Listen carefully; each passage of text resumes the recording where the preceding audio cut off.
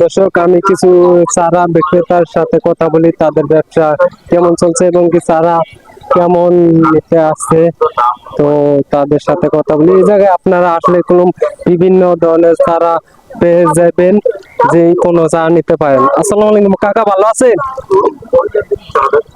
কাকা ভালো আছেন? হ্যাঁ ভালো। কাকা, এই যে গোসাইট বাজার চারা বিক্রি করছেন এবং কি চারা কেমন বেচা কিনি হয়?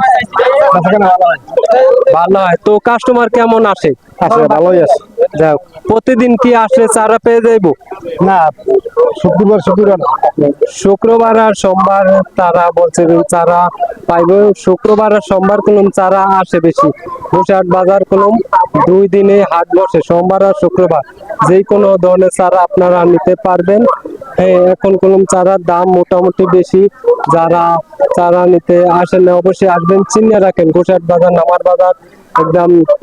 চারা আসলে পেয়ে যাবেন বিভিন্ন ধরনের চারা।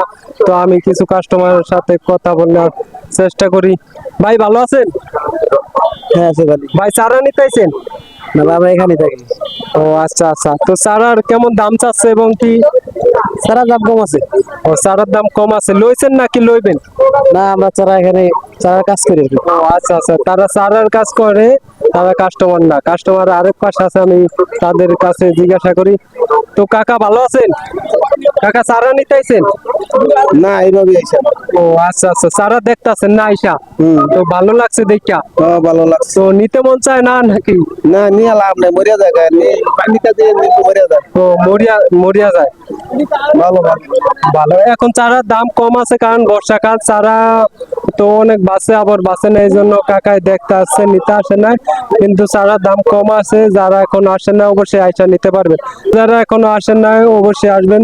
তো এই ছিল আমার কাছে গোসাইট বাজার নামার বাজার চারা পট্টি থেকে সর্বশেষ পাওয়া খবরাখবর।